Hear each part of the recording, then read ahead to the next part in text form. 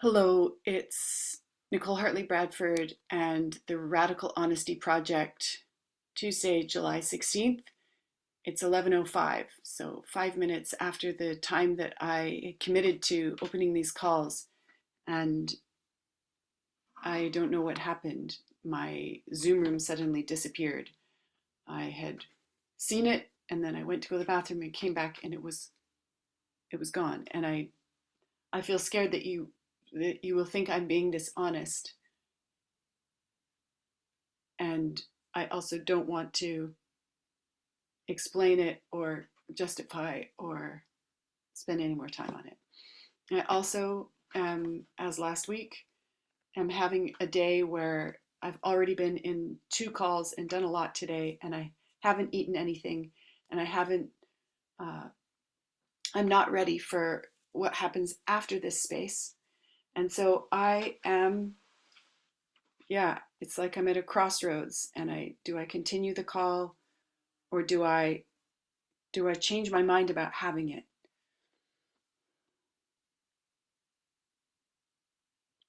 If I'm honest, I want to change my mind.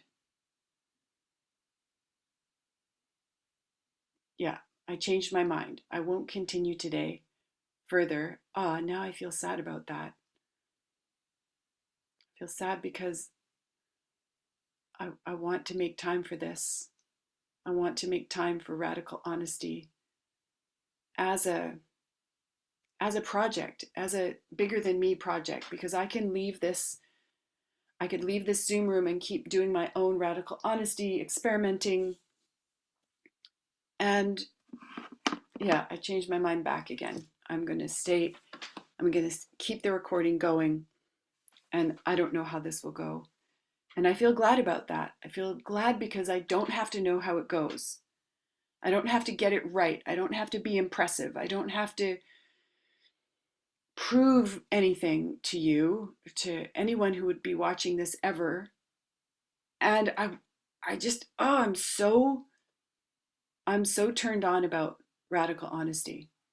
I'm turned on because every day I'm watch as if I'm watching myself be more honest, really shift bit by bit by bit into this new conscious identity of a radically honest Gaian woman, adult, and touching into archetypal adult. And I feel scared to say that in case someone's like, no, she's not. What bullshit. And yeah, this seems accurate to me. A huge part of I think a huge part of how it's possible that I can be more in reality as the adult version of this, is the decontamination experiment that I've committed to doing every day for at least 10 minutes, where I decontaminate. I shift consciously into child ego state, find out what's happening in me when I let that ego state be not wrong, not bad, just let it be happening.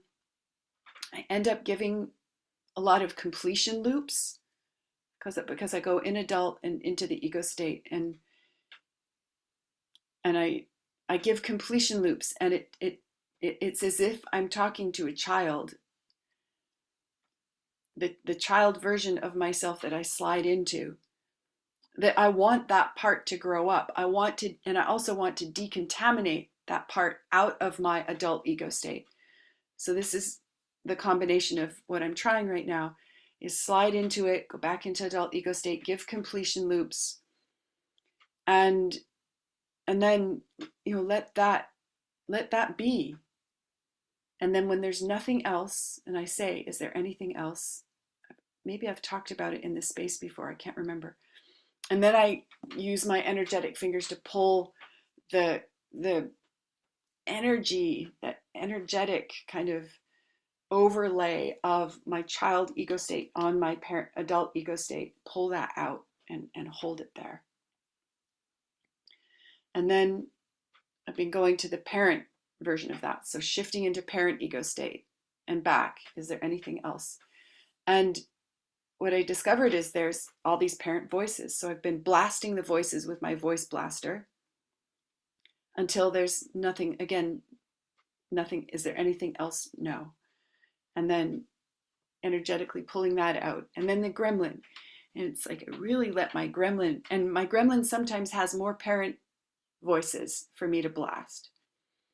And then sometimes it is also kind of somehow protecting the childish, the child ego state. And so my gremlin kind of runs all over the place and tries these things.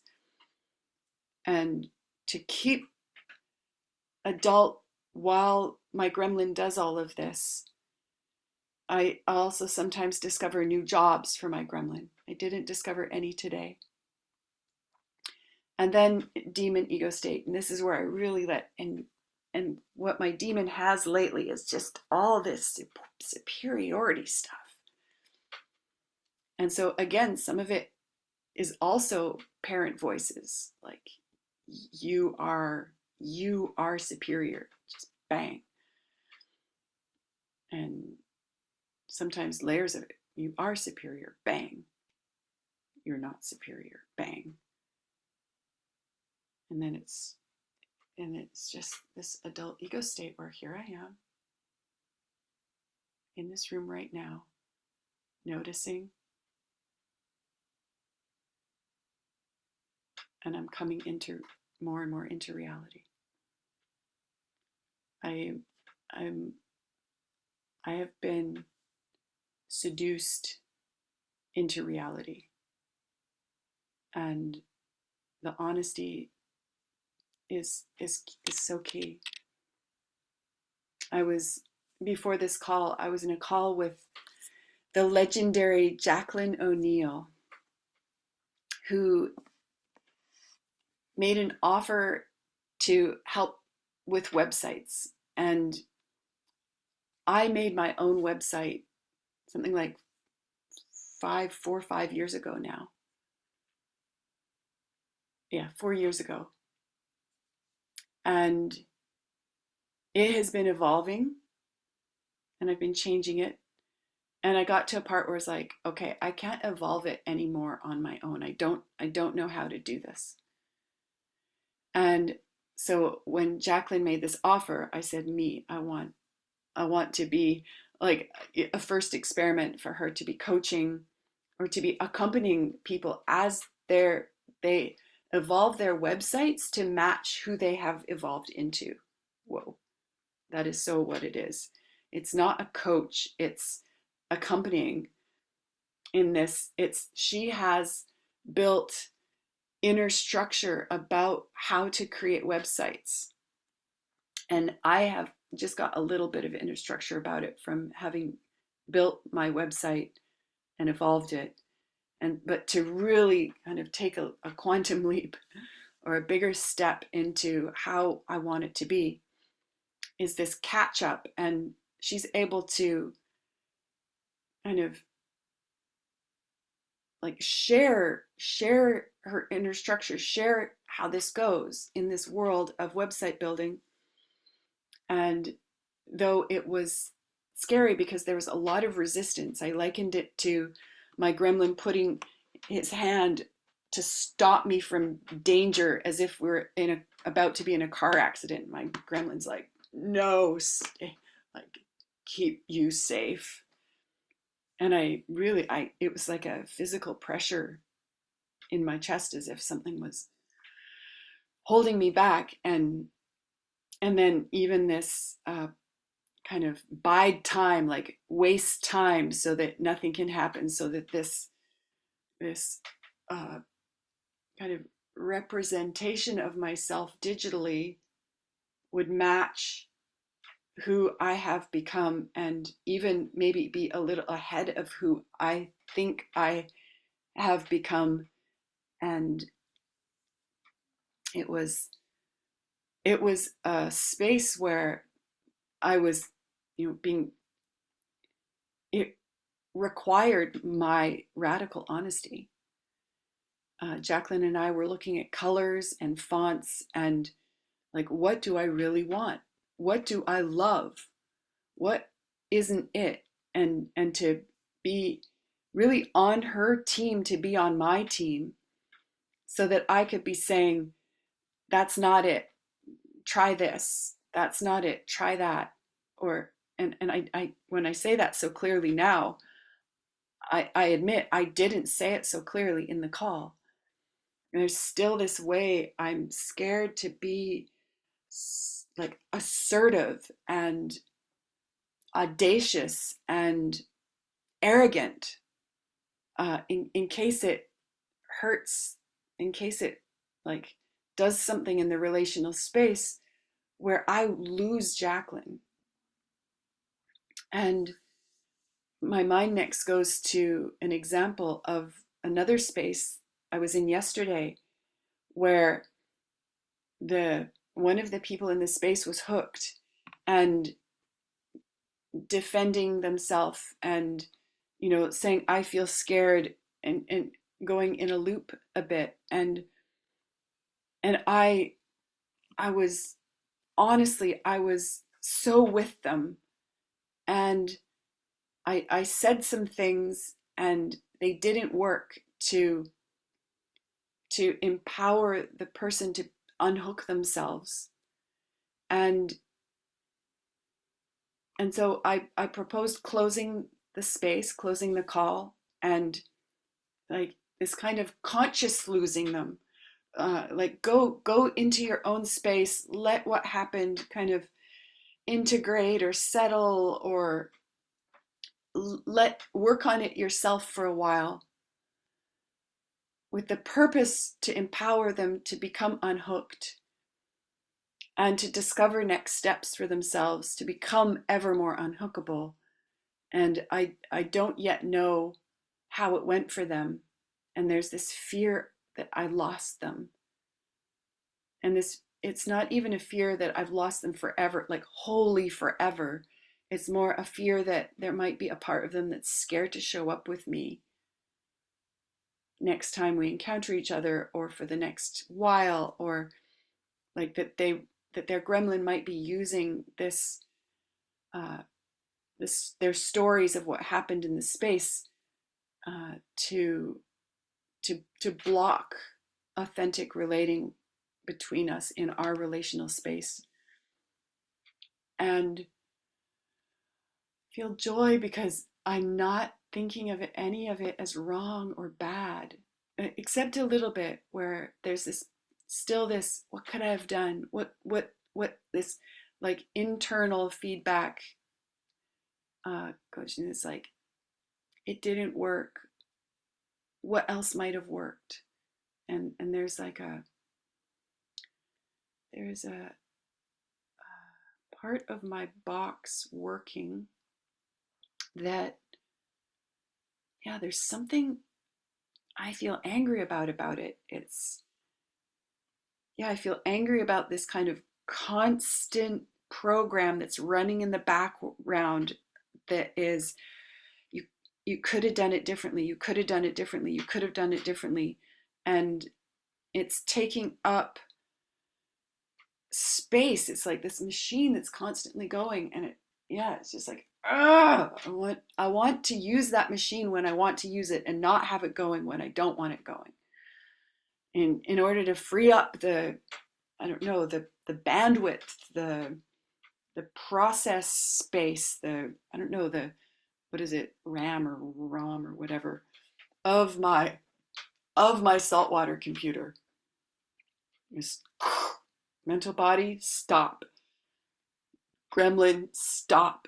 This is not required right now. And I'm just pausing to see if it's really not happening now. And my sense is it yeah, there is something in my torso about it.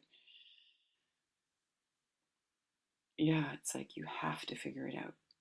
You have to figure it out. Bang!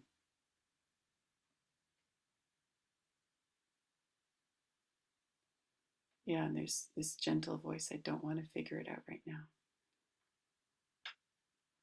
oh, and then, yeah, flash to, it's a little bit like that saying when you say, don't think about pink elephants. And then the person's like, pink elephant, I can't not think about pink elephants because you just told me not to think about them. Radical honesty.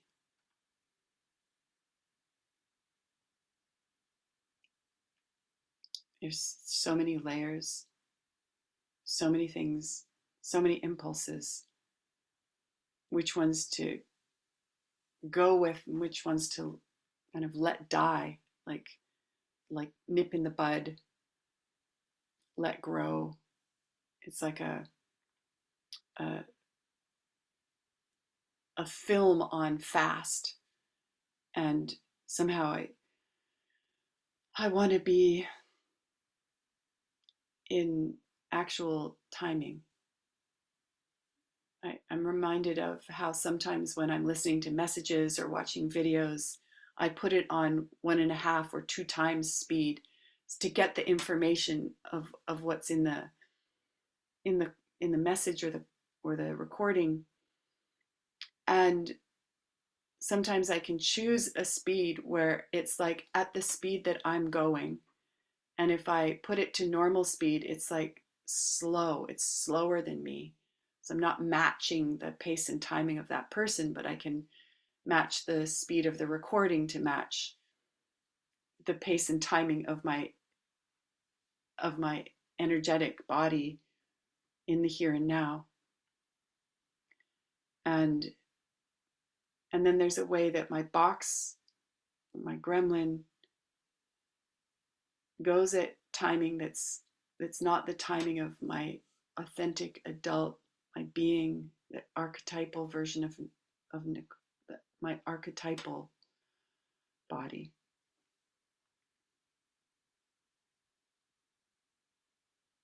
And then there's this, again, it came up again, this, and what about changing locations? This is one of the tools of in the 12-step world that can be used to, shift. Like beep, a shift might be change location, change activities. Mm, yeah, shift into a new identity. Feed a different body that's going hungry. I feel joy because this morning I did feed my physical body. And that makes 2 days in a row again after having 2 days where I didn't do it. And this is something I'm committed to. A daily physical body feeding where I don't leave my energetic, my emotional bodies, my archetypal bodies out of it. It's like, it's a little bit like the Radical Honesty Project. This is my time to put my attention fully on becoming more radically honest, how it's going, what I've discovered, like inviting people in by creating this recording because I want the benefit of your discoveries too, to weave into my own research. And I'm also, this is such a juicy commitment, and my commitment to my physical body has become so juicy and so clear because I felt so angry that my body was aging, sore, stiff, not working properly, not so alive. And yeah, in a way, it's about becoming more radically honest about the communications I'm getting from my physical body. And mostly the communication is stretch me more, strengthen me in some ways that you haven't been lately. And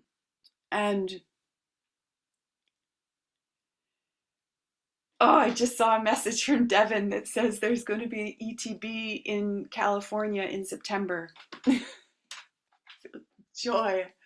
I'm scared that it's going to be while I'm in Poland. I did buy my tickets to Poland. This this was also an exercise in radical honesty. As I'm doing the steps of buying the tickets online, it's like, am I a go for this? What is my fear telling me? And there was like, is this fear about anything, or is it fear for no reason, which is I can use to just take care, to double check, to slow down, to, okay, I'm not getting anything, go. And I booked my ticket. And then I still felt scared, like maybe I'd miss something. So I read through it again and I was like, okay, it all is in order. And then I did have a fear. It's like, oh, I didn't check about the distance from the Warsaw airport to the training space. And then I was like, and I did get clear before, didn't I, that it is in Warsaw or near Warsaw. And Europe is small, so near Warsaw, it doesn't mean like it's near Calgary. Cranbrook is near Calgary. They're 4 hours apart. And even if they were, and they wouldn't be because this is Europe, not Canada scale.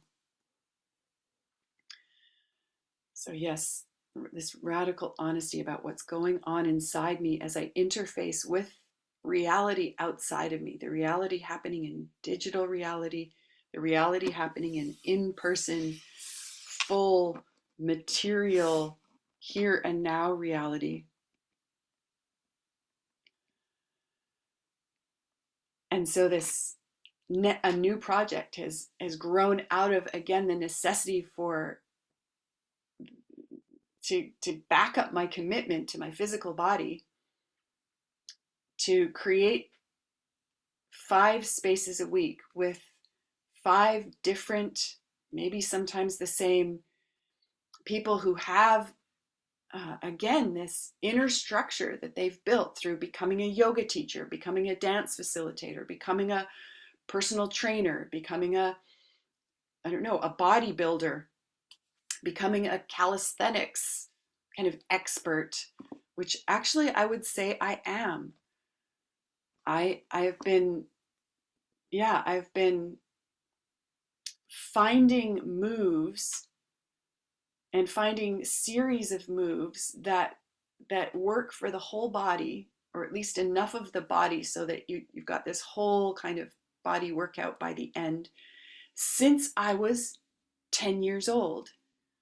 As a 10 or maybe 11-year-old, every day we would go, the kids in my school would go to the gym, and me, along with 2 or 3 or 4 sometimes other, usually girls from my class or from one of the other classes above or below the grade, we would stand up on this, and the music would go on and we would do the moves, and everyone would copy us, and I would call out sometimes, and the next one is the last one, and okay, next we'll do this, side to side, and no mic, just filling the whole gym with, I don't know, something like 200 kids, maybe not that many, maybe 150, 170, and teachers and staff members following along to do this 15-20 minute workout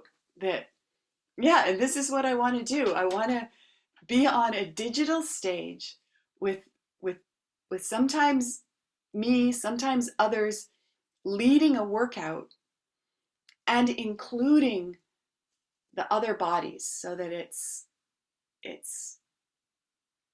that the emotions, the feelings are all welcome. There might even be, is it an emotion or a feeling? Will you write it down in your beat book? Mm. And we checked in. So I did this yesterday with Phyllis Goldman, who studied to become a Kundalini yoga teacher, and never taught, just used it for her own practicing, and goes to a regular weekly call with one of the people she trained with, like decades ago, and goes in her class because this woman weaves in, from the honestly, astrology and astronomy I get mixed up every time. Astronomy is the telescope stuff, and astrology is the woo-woo chart stuff.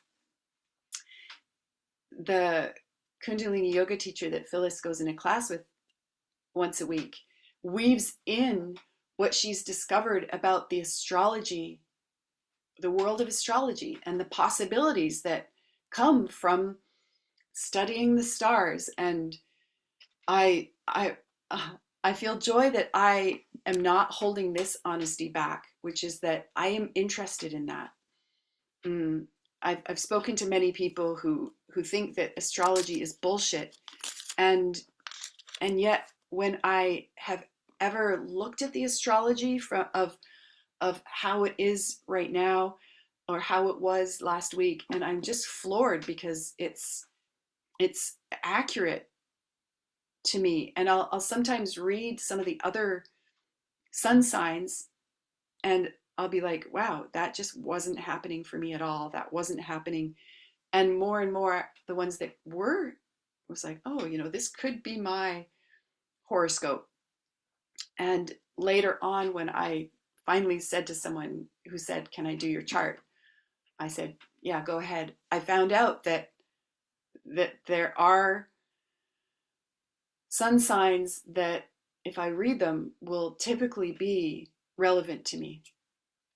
So, and then I heard from somebody who had got a lot more scientific about astrology, who came from a totally skeptic place. It was like, this is bullshit. There's no way that has a bearing. And they set out to prove that astrology was bullshit. And what they ended up discovering, they ended up becoming an astrologer. And I remember there was something about their reasoning was something like, if astrology is accurate, then the vast majority of uh, Olympic athletes would be born under these signs. And they found out it's actually accurate. And then they got curious about the ones that weren't born under those signs and what was the rest of their chart, and then found all kinds of kind of evidence that lined up with their common sense. And then when they learned more science about it, they and some more about quantum physics, they suddenly were like, wow, how could I have ever doubted that this would be relevant? Because the universe is this massive structure, and there are particles flying that are invisible constantly. We're being bombarded from different stars, and then different things get in the way, different planets get in the way, and so absorb the particles that then, as we form in utero and are so simple and bombarded by these particles, that it would do something on the level of, like, on a molecular level in us. Even as I say it, it's like, it might be bullshit. And then this kind of litmus test question: is it helpful bullshit, or is it not helpful bullshit for you today or at all ever? So, yes, this is more from me as I hold space for myself to become more radically honest and create possibilities that are bigger than myself, include you possibly. And the book, I'll read a little bit from the book. Oh, and the chapter is bullshit. Bullshit. Bullshit is a highly technical term used throughout this book. Say technical term means that it's a distinction. I stole this term from Fritz Perls, the father of Gestalt therapy. Abstraction from past experiences being mistaken for current experience itself is the major disorienting error of the normal garden variety neurotic. Wow. So yeah, projecting on reality that something that happened in the past is happening now is the major disorienting error of the normal garden variety neurotic. could be any neurotic. Quote unquote, I've been with you for 20 years. It should be obvious that I love you. Evidence from the past doesn't prove anything about current experience. We neurotics are people who make big generalizations to cover long periods of time. We say things like you always and you never. We attribute all of our power to circumstances and say things like it makes me. Oh, I love this. One of the experiments offered in my Rage Club to Women with Alice Belts last week was, instead of saying it makes me angry or it makes me sad, to say I feel sad because, I feel angry because.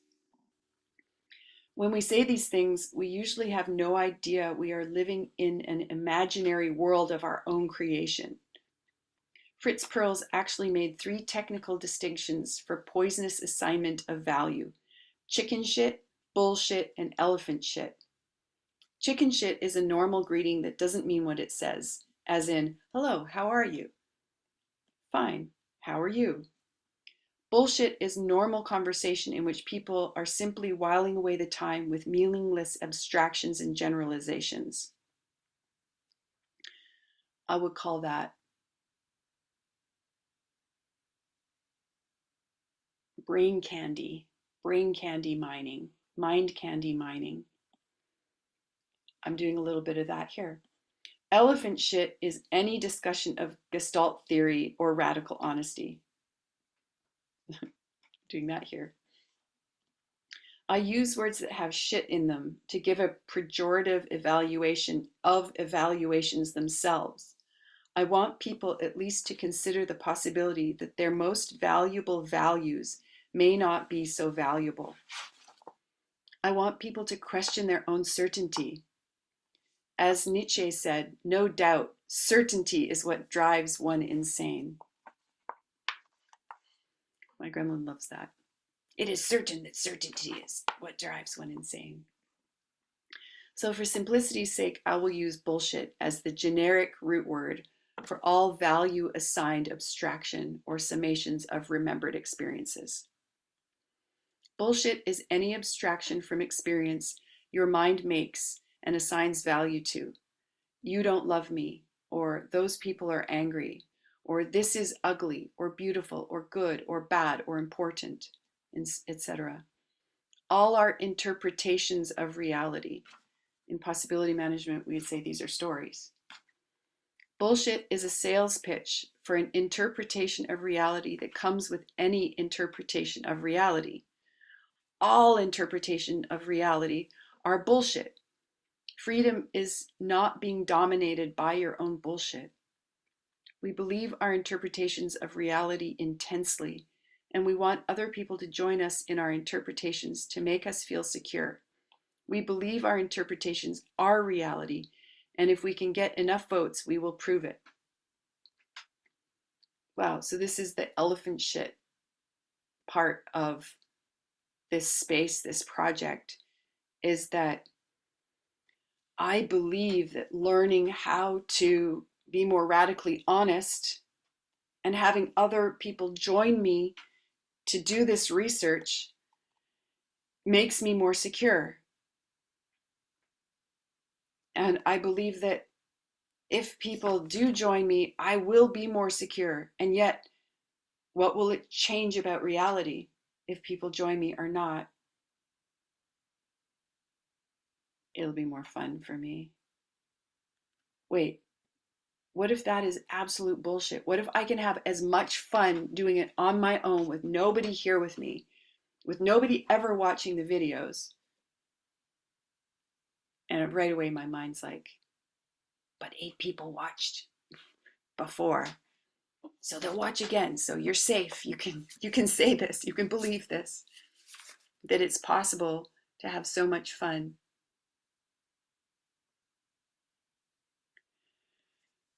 Wow, I love this because it's weaving in with something else that's going on, another project that's growing, which is, yeah, which is like I have had people around me and I remember from the past being in this situation myself of taking a job for the purpose of having money and choosing one that I thought, wow, I can make something of this. It's not just this capitalist, colonial, patriarchy bullshit identity shift into be a cog in a machine and don't be honest about how it is for you. Don't bring your heart to work. Don't bring your feelings to work. Be reliable, responsible on the old map of responsibility where it's, all about duty and my job description and what I should do, what I have to do. And then even being a bit out of that, it's like, okay, yes, customer service is in my job description. So really pour my heart out to to not just about manipulating people into buying more stuff, but actually being with them, discerning if this is really what they want. And some other people in my world have said yes to taking jobs and have asked, can you give me possibilities about how to have an extraordinary time, how to have the time of my life, how to be a possibilitator and an experimenter while I'm doing this job. And this gave rise to all these possibilities, including the possibility to make some physical tools that people can bring with them, can give to others, that bring the magic of the distinctions, tools, maps, processes of possibility management more and more into the world. So it can be, bullshit can be useful. A few of us occasionally escape the bullshit jail of the mind. This is my goal. Most of us die in jail. All of us have the magnificent possibility of getting beyond the jail of our own minds over and over again. Yeah, at least that. The first step to this process is to doubt our minds. The truth turns to bullshit in the human mind, just like food turns to excrement in the human body. Our minds work pretty much the same way our gastrointestinal systems work. A mind is developed to take good, nourishing truth, absorb what it can, and turn the rest into shit. Unfortunately, the mind doesn't expel its wastes automatically like the body does. We have to do it voluntarily. Wow. In a way, using a lot of the system that is doing the thing to do that thing. According to Hugh Thomas, author of A History of the World, the greatest medical advance in history has been garbage collection. The greatest psychological advance in history is just around the corner and will also have to do with cleaning up. Cleaning up lies and coming out of the closet is getting more attention these days. Someday we will look back on these years of suffocation and bullshit in the same way we look back on all the years people lived in and died from their garbage. The end of that section. The next section is called lying. On the top of page 9. We're still in the introduction. And I love this space. I love making time for this. I love reading the book. I love letting it do its magic in me to get me more and more out of the prison of my mind, more and more out of the prison of my old survival strategies. It became such a prison for me until I couldn't take it anymore. And I had to do something. I wanted to do something. I was willing to do anything. Probably not anything.